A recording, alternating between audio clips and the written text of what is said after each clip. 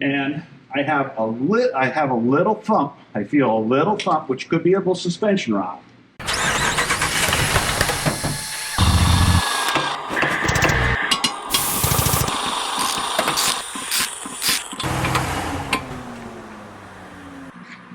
So we're going to give our wheel bearings and ball joints a quick check while we have it on the ground here, because we found it's a lot easier to check it on the ground while you have the weight of the vehicle on the opposite side.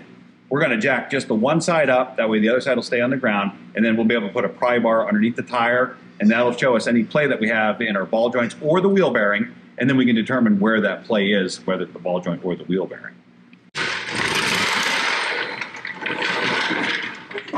So as I jack it up there, I saw the tire drop inward just a little tiny bit, which could have just been bind on the tire, or it's going to be a little bit of play that we have.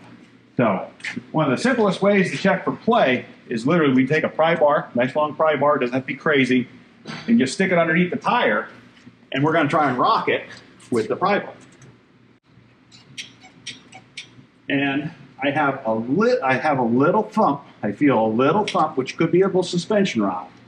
But we have a little bit of a thump. So I'm actually going to have Kyle here help me again. I'll have him rock that. And while we come around this side, and we'll take a look at our ball joints and our wheel bearings. So what we're looking for is we're looking for play between the knuckle and that. And it's nice and tight there, so we don't have any play. We're going to check our upper. Again, that's nice and tight. And then we're going to look at our rotor versus our knuckle to see if it's moving. And that's also nice and tight. So that little bit of movement we have, we believe, is probably just one of our suspension bushings, which we already determined was a little bit loose. So our wheel bearings and ball joints on this side feel nice and tight. We're also going to take a quick look at our U-joint. While we're looking in this area, we see we don't have any massive play in the U-joint. It's not rocking back and forth independently. So we're all good on this side.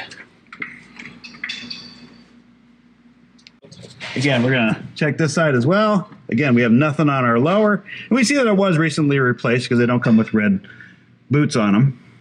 Now we're going to check our upper. Again, our upper looks nice and tight.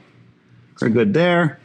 And we don't have any differential movement between the rotor and the steering knuckle. So our wheel bearing will be nice and tight. Kyle's going to rock it back and forth for us again. And he's just picking up again on that little bit of sector shaft play that was there. And go ahead and rotate it around for us, would you, Kyle? And our U-joint looks nice and looks good there. We might have a dry cap starting to form on that one.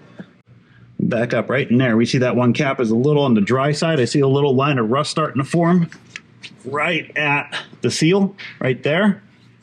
But again, it's probably still fine at this moment. This locker connector was not happy that it was physically rubbing it. And I see why. Is because this pressed in bushing is no longer pressed in.